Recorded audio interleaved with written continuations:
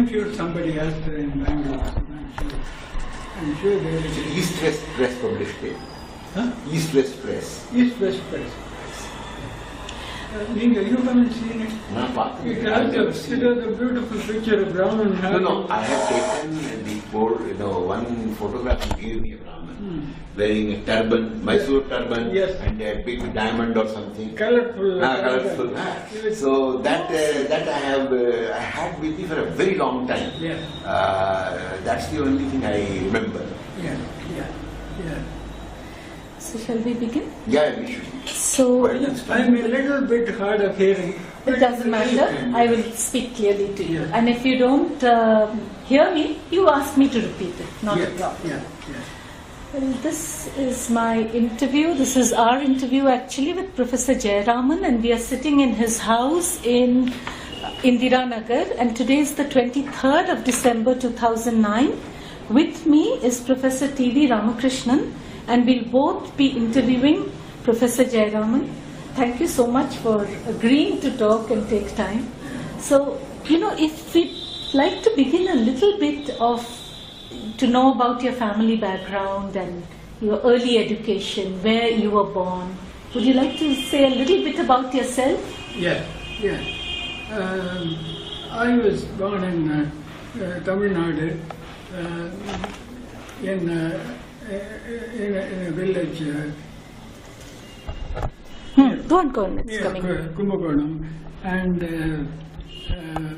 early time I had my education in the high schools there, and I went to Annamala University for higher education, and I took a BSc degree. Actually, I had a BSc degree in chemistry.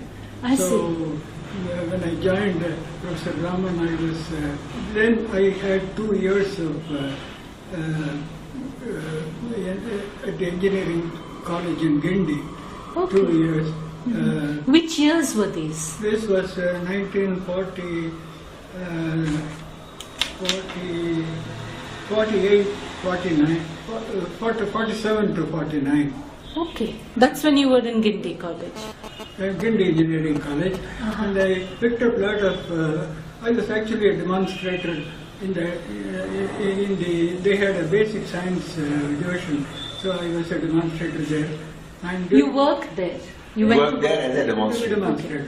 Okay. During that time I picked up, this has some relevance, that's why I'm telling you. Sure. I picked up quite a bit of practical aspects of electrical and mechanical engineering, which came in handy later on.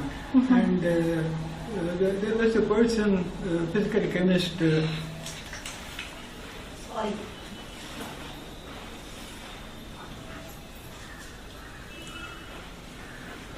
Go ahead. Yeah. So you're telling me there was a physical chemist in Gindi. Srikantan. I started some research work with him. Right. And, we did some preliminary, some studies on some systems of interest in catalysis, actually, which is physical chemistry. Then I left engineering college and I came to Bangalore for a visit. At that time, it occurred to me that I always wanted to do research.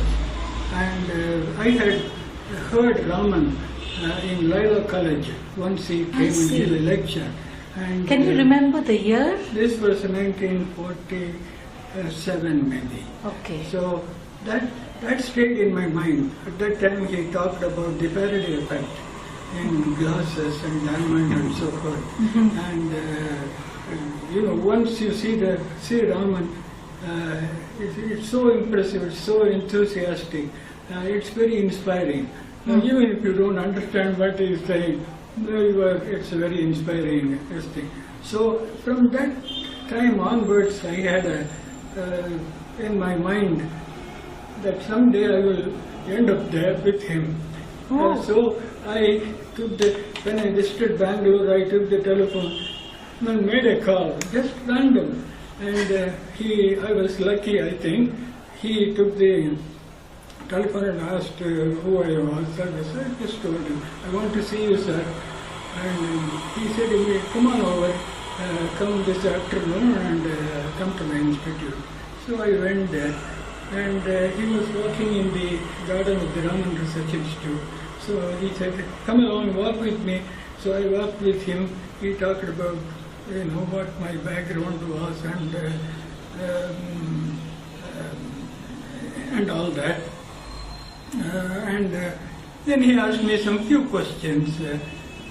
And this was something like an hour or so. He did that. And then I told him I would like to do some work with you, and if I'm lucky. He said, I'm looking for someone. I have now retired. I'm retired from the Indian Institute of Science. I'm establishing the Raman Institute. So I would like somebody to help me. I want an experimentalist who can work with me and help me in my studies. But I'm very careful about picking up the first person. Even he said first person. I want to be sure that we can work together, and I will find a competent person. I said, if you give me an opportunity, sir, I would like to serve that role. He thought for a moment, and then he said, all right, I will take you. And but on one condition, 6 months you have to be on probation. If you prove to be good, if I think you are good, you can stay with me. Otherwise, you have to go. So that's how our relationship started. And you found him approachable, sir? Was he approachable? Was he... Very approachable. He was very...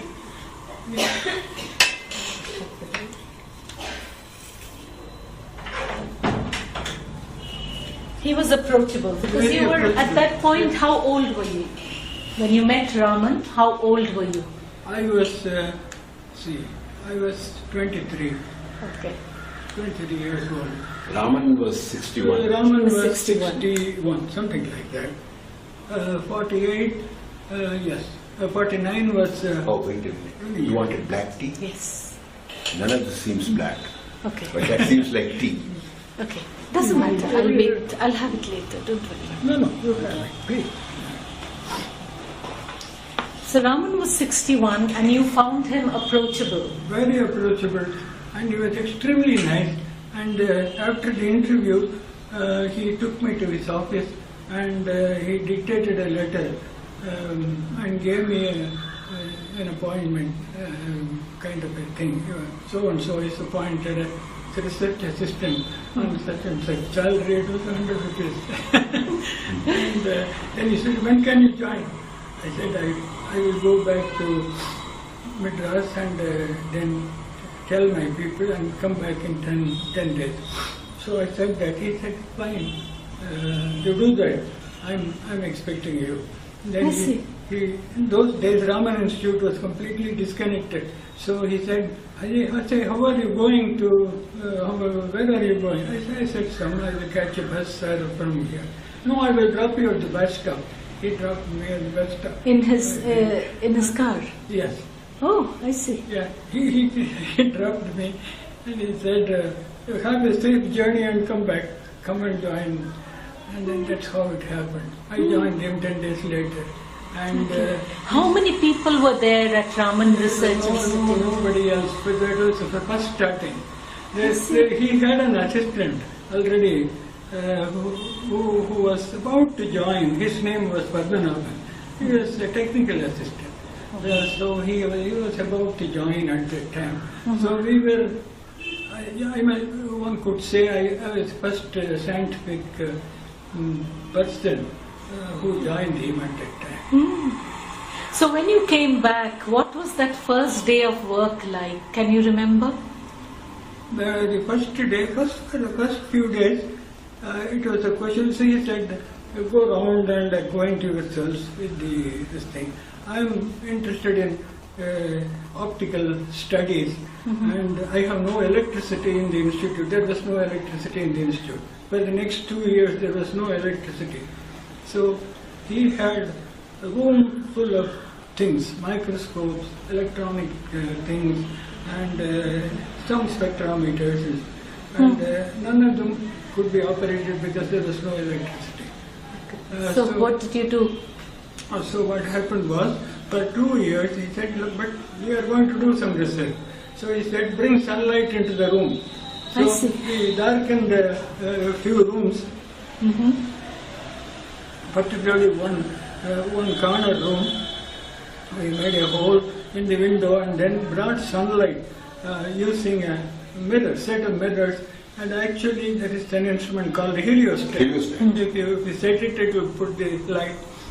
And then we used to focus the light on samples and then study the properties, optical properties of a number of things. So all this was using sunlight? Using sunlight.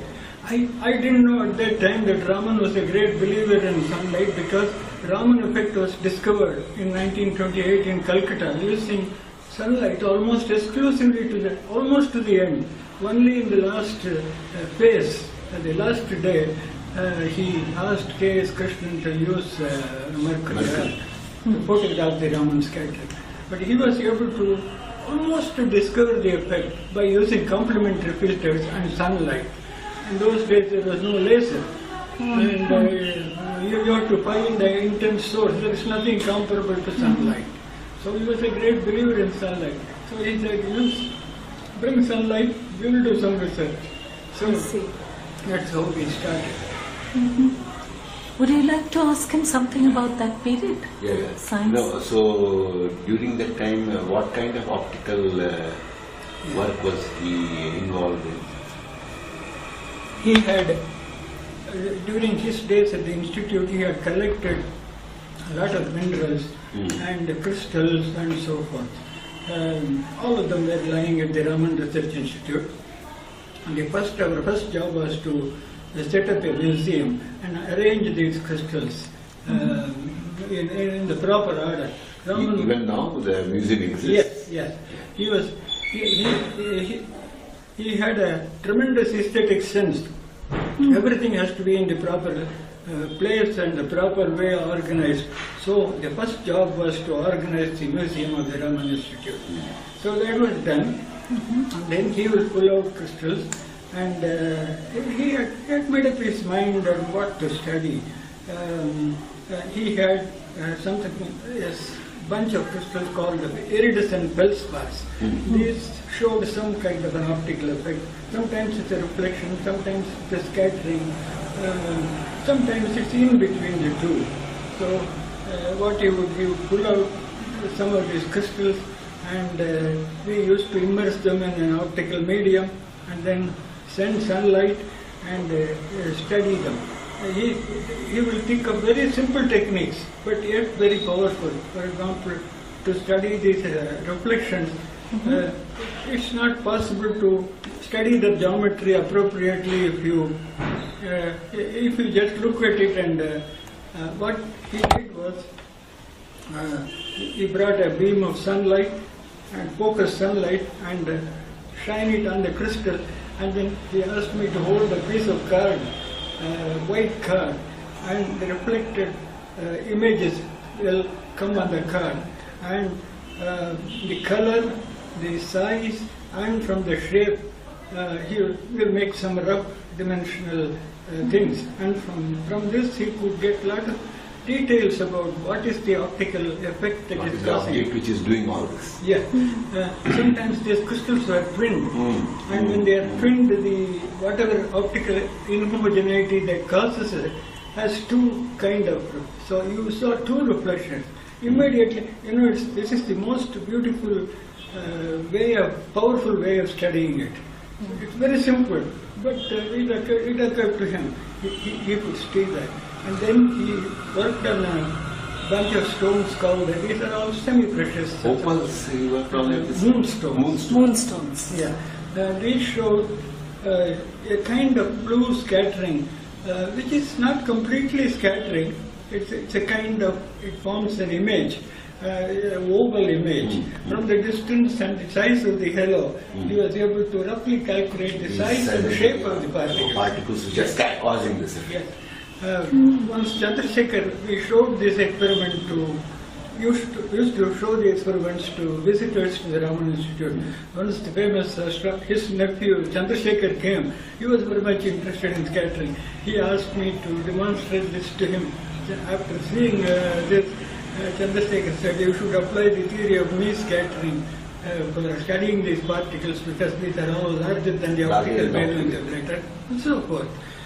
Yet Raman's technique was enough to do all these That's things. it. I think without recourse to, or and I think with very good reason, without getting involved in some detailed theatre analysis, basically from the size of the image and the distance and angle and so on, you could make a very good inference about the size of the scatterer, which is, I think, very important. You could, for example, if you did a detailed theoretical analysis, you could get lost in the minutiae of that analysis and miss this gross effect, which is the most prominent thing. Right. This is the mark of a great experimentalist. Yeah.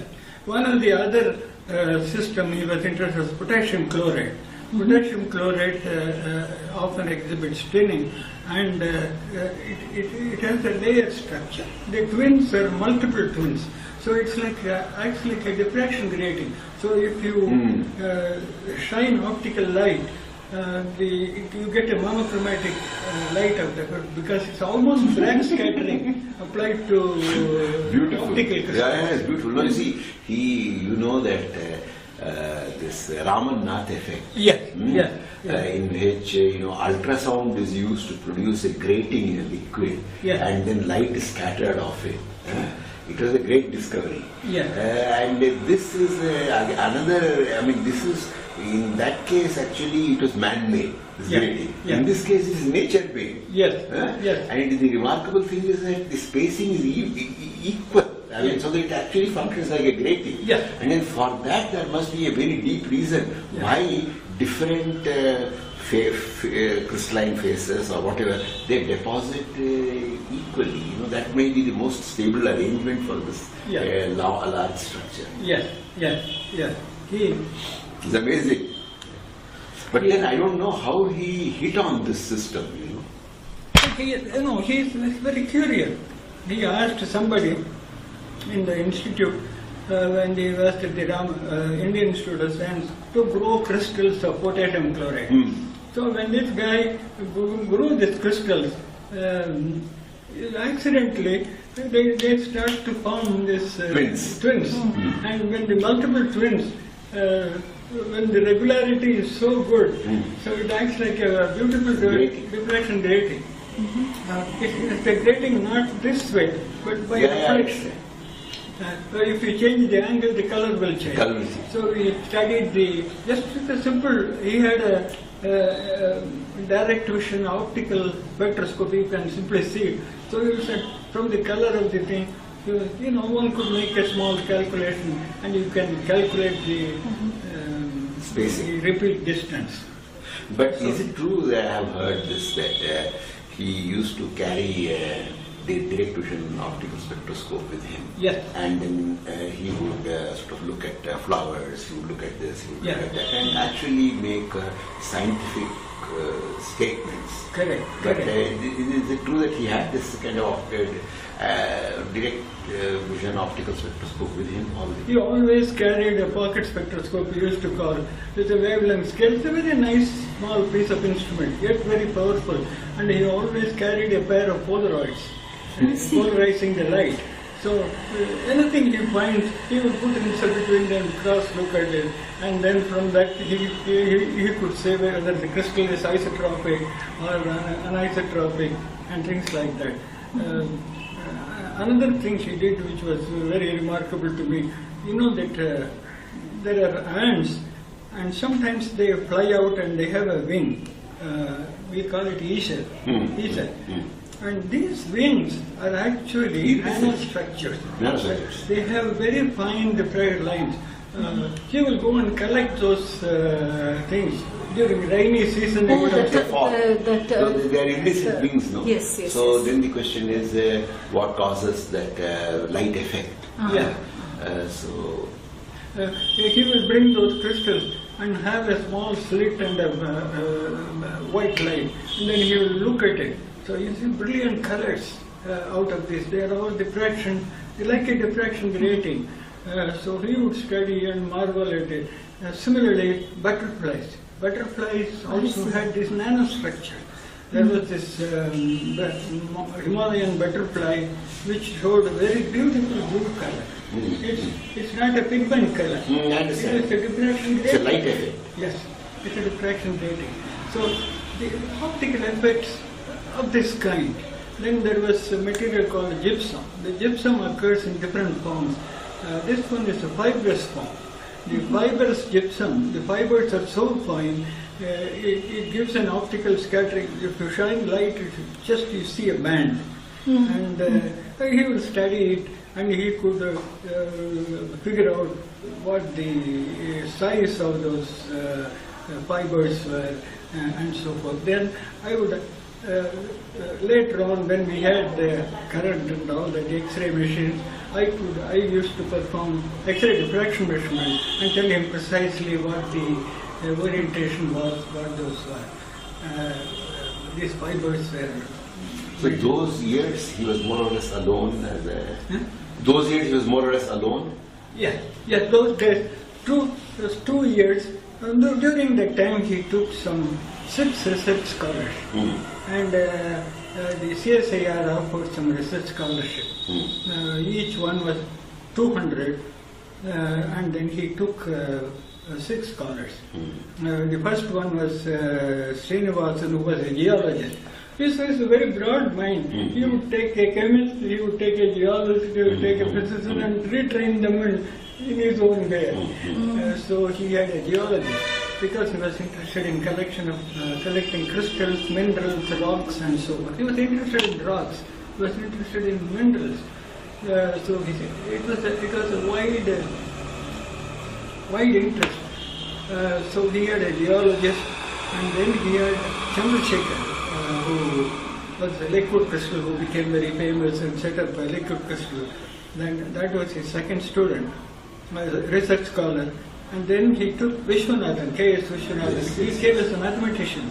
And then he gave him problems in lattice dynamics. And he turned him into a mathematical physicist. Was Pancharatnam also a student? Yes. Vishwanathan and A.K. Ramdas. A.K. Ramdas. And Bhatt, M.R. Bhatt. He gave M.R. Bhatt a problem, Christiansen effect. So we have glass spheres of very uniform size, and again Raman studied this.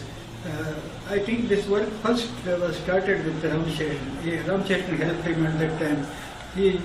After his visit to America, he had collected a lot of these uniform sized balls, crystal balls, very fine size.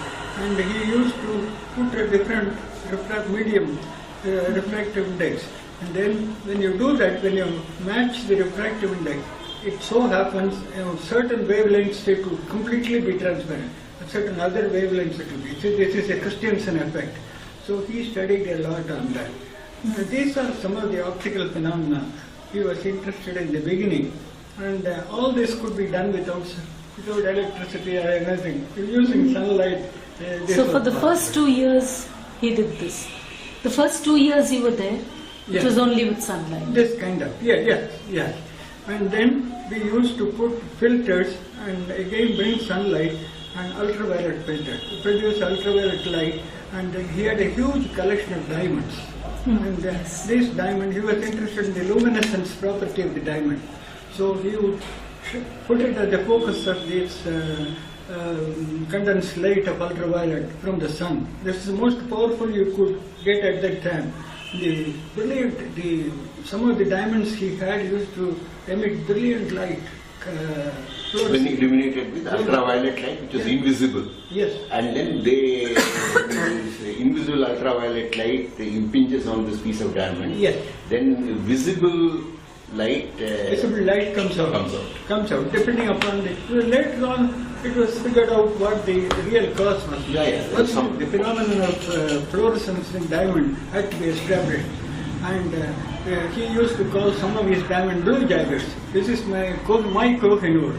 He used He used to give them names. He gave fancy names. He had a tabular diamond. He used to, we used to bring the sunlight and put it on it. He really used to brighten it. He says, I could read newspaper with this light. Just to make it, emphasize the point, he would say with great enthusiasm. Every visitor who came in the beginning, the first 2 years, we used to demonstrate this piece. And then there were diamonds which green fluorescence and yellow fluorescence, depending upon the impurities. Later on it was figured out what these impurities were and other the physics. He was very much interested in the physics of diamonds. Now, you mentioned a couple of times about the visitors who used to come to Raman Research Institute. Yeah. Who were they? A few of them I can remember was the first one was J.D. Bernal. One of the first visitors came to the institute. Bernal was really a great This was person. in the 50s? This was 51. Bernal and that time Chandrasekhar came and Norbert Wiener. Yes, Norbert Wiener came twice, and he used to talk to him enthusiastically about lattice dynamics. He would give you a lecture and say, "What do you think of my theory?" Some of them will say something, some of them will not say it. But he was always, if he was a theorist, he will talk about lattice dynamics. If he was an experimenter, he will show the experiments. Even to the theorist, he will show the experiments. So you must come and see my experiments. What I am interested now, I will show you, will take them. And he will always ask me to be with him.